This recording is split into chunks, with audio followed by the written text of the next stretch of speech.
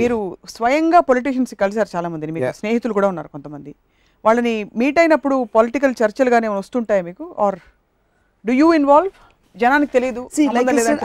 నేను political aspects నేను ఎప్పుడు like I said I'm not, అంటే ఇంటర్నల్గా ఏ పార్టీ ఏం చేస్తుంది, ఎవరికి ఎందుకు సీట్ వస్తున్నారు ఇవ్వట్లేదు అనేది that bores me, because that's a very internal issue. కానీ మీడియా ఎక్కువ దాని మీద, ఎందుకంటే వాళ్ళకి టీఆర్పీలు అన్ని రోజులు స్ప్రెడ్ చేయాలి కాబట్టి obviously they will have to have that you know. But overall game ప్లాన్లో ఒక పాలిటీషియన్ ఎందుకు తను అనుకుంటున్నాడు, తనకు చాలా పాపులారిటీ పెరిగింది అని తను ఎందుకు అనుకుంటాడు, చుట్టూ ఉన్న వాళ్ళు ఎలాగ తను అనుకునేటట్టు చేస్తారో వాళ్ళ ఎజెండా కోసం, I'm interested in that aspect. ఇప్పుడు చిరంజీవి గారు ప్రజారాజ్యం పెట్టినప్పుడు చిరంజీవి గారు ఇస్ అ సూపర్ స్టార్. ఆయన హై స్పీడ్లో వచ్చారు, 100 మందిని కొట్టారు, అది ఇది చేశారు, ఆయన సూపర్ హ్యూమన్ అనే ఆస్పెక్ట్ ఉంది. When he was being a very nice person, I thought it was wrong. ఎందుకు? అందరూ మంచివాళ్ళే, అంటే అది డిగ్నిటీ, అది ఇంకోళ్ళని తిట్టకుండా అందరినీ, ఇది నా ఎజెండా, వాళ్ళు చేసింది వాళ్ళు చేశారు, నేను కూడా I will try my best to do in my way, నాకు కొన్ని డిఫరెన్సెస్ ఉన్నాయి అని ఒక చాలా ఒక డిగ్నిఫైడ్ ఆస్పెక్ట్లో ఆయన యాక్చువల్లీ డిడ్. బట్ అది ఎమోషన్ డ్రివెన్ కంట్రీలో నరికేస్తా చంపేస్తా అనే ఒక ఆస్పెక్ట్ వాళ్ళకి అర్థమవుతుంది. కానీ the moment you're dignified, I think or people will lose the aspect. కానీ అప్పుడేంటి, దాని కాంపెన్సేషన్గా ఏమొచ్చింది, ఇప్పుడు నాకు ఎవరో చెప్పారో, ఇప్పుడు చిరంజీవి గారికి ఇంత పెద్ద స్టార్డమ్ ఉంది, లక్షల మంది వచ్చేస్తున్నారు ఆయన మీటింగ్లకి. అవును, వచ్చారు కూడా, వచ్చారు. అక్కడ ప్రాబ్లం ఏంటంటే, ఇప్పుడు చిరంజీవి గారి ఫ్యాన్స్ ఎవరు ఉంటారో, ఇప్పుడు సపోజ్ 10 లక్షలు వచ్చారు అనుకోండి ఒక మీటింగ్కి, ఫ్రంట్ రోలో ఒక ఆయన ఫ్యాన్స్ 4-5 వేలు ఉంటారు, అంటే డై హార్డ్ ఫ్యాన్స్, అంటే ఆయన కోసం చొక్కాలు చింపేసుకుని బ్లేడ్లు కోసేసుకుని అలాంటి వాళ్ళు ఉంటారు, ఒక సమ్ 100స్లోనూ 1000స్లోనూ. వాళ్ళ ఫేస్ మీద మీరు కెమెరా పెట్టి జూమ్ బ్యాక్ చేశారు అనుకోండి, వాళ్ళ ఫేస్ మీద బ్యాక్గ్రౌండ్ మ్యూజిక్ స్టార్ట్ అయ్యి జూమ్ బ్యాక్ చేస్తే మొత్తం 10 లక్షల మంది అవి వాళ్ళ ఫీలింగ్ అదే అనిపిస్తుంది మనకి చూస్తే. అదేంటి చిరంజీవి గారి పాయింట్ ఆఫ్ వ్యూ, అయితే చిరంజీవి గారి వెనకాల ఉన్నవాళ్ళు ఆయన సజెషన్లో షార్ట్స్ చూస్తున్నాడు. కానీ యాక్చువల్ ట్రూత్ ఏమవుతుందంటే, అవ్వడానికి ఛాన్స్ ఉందంటే, ఆ 10 లక్షల్లో 5 లక్షల మంది తెలుగుదేశం వాళ్ళు అవ్వచ్చు, ఏం ఆడుతున్నారు చూద్దాం రారా అని వచ్చి ఉండొచ్చు, లేకపోతే ఇంకేదో పార్టీ వాళ్ళు ఉండొచ్చు, ఇంకోటి ఏదో ఎంటర్టైన్మెంట్ కోసం వచ్చి ఉండొచ్చు, తెలీదు.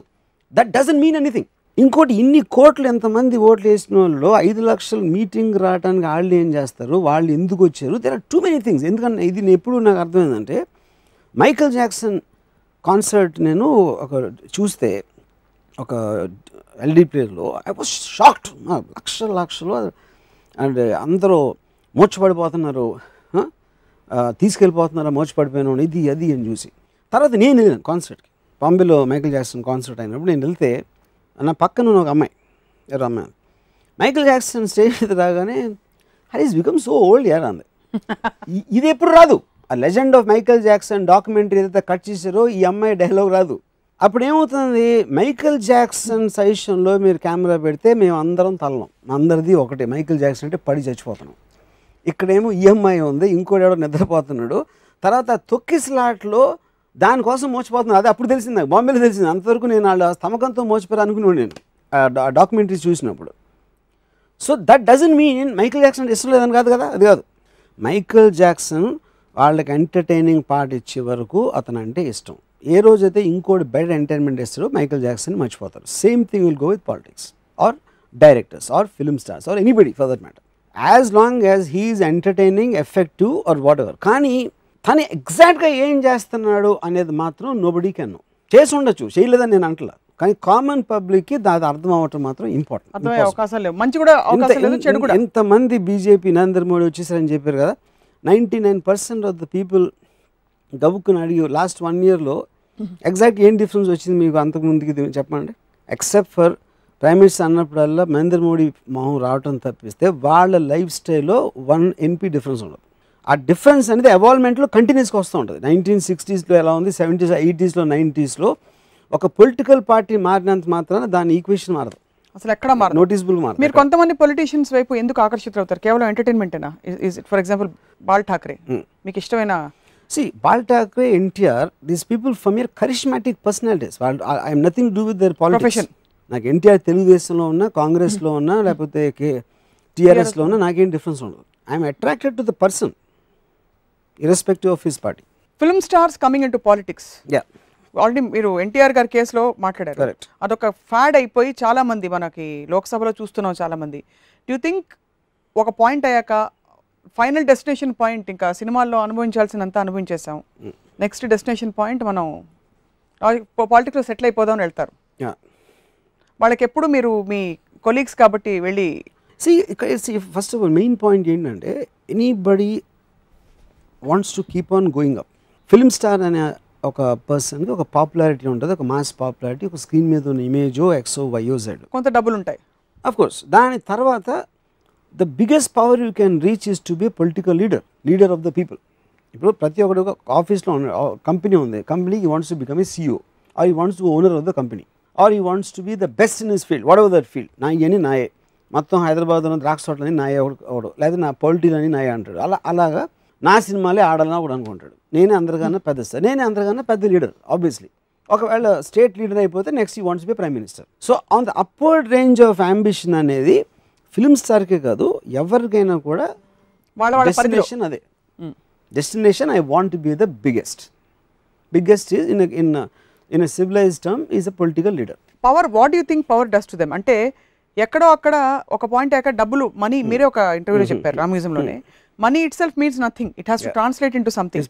అన్ని కావాల్సినవన్నీ కొనేసుకున్నాం, చేసేసాం, డబ్బులు ఉన్నాయి, అన్నీ చూసాం. ఒక పాయింట్ అయ్యాక ఎక్కడో అక్కడ స్పిల్ ఓవర్ ఉంటుంది కదా. సో సర్వీస్ చేయాలన్న తపన వాళ్ళలో ఉంటుందని మీరు నమ్మరా? ఉండొచ్చా? అది పాయింట్. ఇప్పుడు సర్వీస్ అంటే ఎవరు చేస్తున్నారు? నా మెయిన్ పాయింట్ ఏంటంటే ఇప్పుడు ఇన్ని కోట్ల మంది ఉన్నారు, ఐ మీన్ పబ్లిక్, నేను ప్రజాసేవ చేస్తానంటారు. ప్రజాసేవ అంటే ఫక్స్ గబుక్కు నేను రోడ్డు మీద ఒకరిని తీసుకొచ్చి పెడతాను అక్కడ. ఇతనికి సేవ చేయాలనుకుంటున్నారు మీరు? ఇతనికి వీడి పేరు రాములయ్య, ఇతనికి మీరు సేవ చేయాలని మీ మిగతా లైఫ్ అనుకుంటున్నారా? దానికి ఆన్సర్ ఉండదు. ఆన్సర్ స్పెసిఫిక్ పర్సన్ కాబట్టి. ఇప్పుడు నేను ఒకసారి ఒక యాక్టర్ తోటి ఇలాగా నా ఫ్యాన్స్ అక్కడ నుంచున్నప్పుడేమో అక్కడ ఎవరో ఆటోగ్రాఫ్ అంటే హే పొరా అంటాడు, లేకపోతే చేయొద్దు అని చెప్తున్నాడు ఎవరో ఆ ఫ్యాన్కి, నన్ను ముట్టుకోవద్దని. That is actual feeling about that particular person. ఎందుకంటే మొహం ఉంది అక్కడ, ఆడ మొహం ఉంది, వాడు బిహేవ్ చేసే విధానం ఉంది. కానీ చెప్పడానికి నాకు 1,00,000 మంది ఫ్యాన్స్ అని గర్వంగా చెప్పుకుంటాడు. కానీ 1,00,000 మంది fans there some of zeros in the lines of Ayn Rand. Each one of them has no value in your mind. A collective number, you are trying to just satisfy your ego. Yes, for sure they are liking you. That is evident. But are you taking it just as a virtue of your position? Are you actually feeling obligated to that? Obligation మీరు feel అయినప్పుడు వాళ్ళని specific ఇండివిజువల్గా తీసుకోవాలి. You can't take them en masse. మొత్తం అందరినీ ఒక గుంపుగా పెట్టేసి ఈ గుంపు అంటే నాకు చాలా ఇష్టం, అందులో ఉన్న ప్రతి వ్యక్తి నాకు అసహ్యం, కానీ గుంపు అంటే ఇష్టం అన్నట్టు ఉన్నది. So A political leader is not obligated, is getting తనకున్న దాంట్లో నేను చేస్తున్నా, ఇది నా పని. లాజికల్గా మీ చాయిస్ మీది. ఒక డెమోక్రటిక్ కంట్రీలో మీరు ఓటేస్తున్నారు, నేను రావట్లేదు కదా. నాకున్న తెలివితేటలతో I might try to manipulate. Okay, but that is everybody's game, everybody can do. నేను అనేది ఇంటర్నల్ గా ప్రతి వాడికి మాస్లోస్ హైరార్కీ అప్లై అవుతుంది కదా.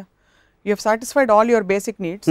Highest need will be to get in to a situation where you are feeling more, you are in the giving position, where you are serving people. That's the point. But you see, అది ఒకవేళ ఎవరైనా నమ్మితే politician అనే అతను people సర్వింగ్కి వస్తాడు అని ఒక్క మనిషి అని నమ్మితే అసలు పాలిటిక్స్ అనే వర్డే వచ్చి ఉండేది. పాలిటీషియన్ అనేది on a lowest despicable person Bernard Shaw time నుంచి, ఇప్పుడు నేను చెప్పేది 100 years బ్యాక్ నుంచి అదొంది. ఇది డెమోక్రటిక్ కంట్రీ అనేది ఎప్పటి నుంచి వచ్చిందో పాలిటీషియన్ నమ్మటం అనేది ఆపేశారు అప్పటి నుంచి. ఫ్యూడలిజంలో పాలిటీషియన్ అనేది అలా లేడు, ఆ బలంతో నోరు భరించాలి. డెమోక్రటిక్లో అది లేదు కాబట్టి వీడంతా చేసి ఎక్కుతున్నాడా మన మీద అని చెప్తారు.